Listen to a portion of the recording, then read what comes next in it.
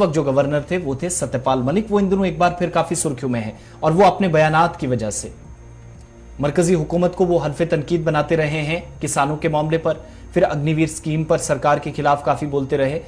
लेकिन अब जो मामला है उनकी सिक्योरिटी का मामला है, जिस पर उनका एक ताजा बयान सामने आया है। बैक टू बैक उन्होंने ताबड़तोड़ हमले सरकार पर किए हैं और अब ये कह रहे हैं कि अब जब उन्हें प्रोग्राम्स में जाना होता है, बहुत सारी चीजें हैं, तमाम जो पुराने लेफ्टिनेंट गवर्नर्स हैं जम्मू कश्मीर के, उनको मुझसे कम थ्रेट्स थी सत्यपाल मलिक के मुताबिक, लेकिन उनको सिक्योरिटी कवर दिया गया है और मुझे एक एसपीओ दिया गया है, वो भी होली के बाद नहीं है उनके मुताबिक।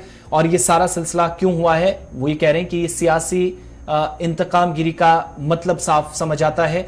बगैर कोई नाम लिए हुए उन्होंने कहा कि मैं किसानों की बात करता था, अग्निवीर पर मैं बोला था, शायद उसका नतीजा मैं भुगत रहा हूं और ऐसा नहीं है कि हुकूमत जो कर रही है वो उसका नतीजा ना भुगते।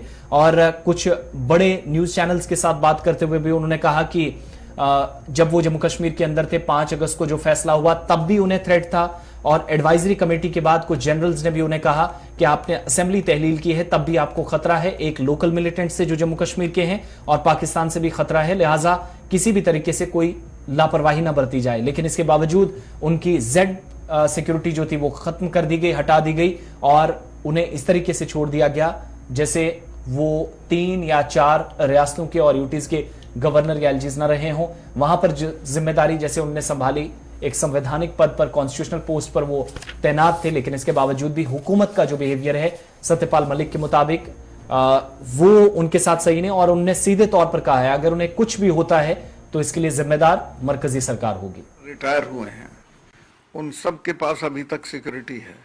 मेरी सिक्योरिटी ऑलमोस्ट पूरी तरह हटा ली गई है। जो एक्स क्लास भी दी गई है उसमें एक पीएसओ होगा, वो भी मेरा 3 दिन से नहीं आ रहा है। तो मैं क्या समझूं कि सरकार चाहती है कि जब के मुझे बहुत रिस्क है। रिस्क इसलिए है कि जब 370 हटी तब मैं वहां था। इसके अलावा असेंबली मैंने डिसॉल्व की थी और मुझे वहां जनरल्स ने बताया था कि आपको पाकिस्तान से भी खतरा है, यहाँ के टेररिस्ट से भी खतरा है। और वहाँ की जो कश्मीर की जो एडवाइजरी कमेटी थी उसने यहाँ लिखा था जब मेरा तबादला हो रहा था कि इनको खतरा है, इनको दिल्ली में मकान दिया जाए और सिक्योरिटी दी जाए। अब वो सब खत्म कर दी गई है। अब मैं क्या समझूं?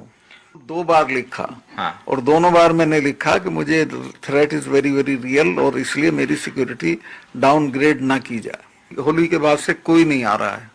और कल मैं जा रहा हूँ नारनौल, एक जगह है रेवाड़ी के आगे, वहाँ एक पब्लिक मीटिंग है, वहां जा रहा हूँ। तो now I am sitting duck, कोई भी आके मार ले कोई दिक्कत नहीं है। लेकिन अगर मेरे पे कोई अटेम्प्ट भी मारना तो अलग, अगर अटेम्प्ट भी हुआ तो वो सारी जिम्मेवारी सरकार की होगी और इनको नतीजा। सत्यपाल मलिक, साबिक गवर्नर जम्मू कश्मीर, मेघालय और गोवा के अंदर भी जिम्मेदारी इनने जो है वो निभाई है। आज सरकार पर इल्जामात लगा रहे हैं अगर उन्हें कुछ भी होता है तो उसके लिए जिम्मेदारी आपकी होगी।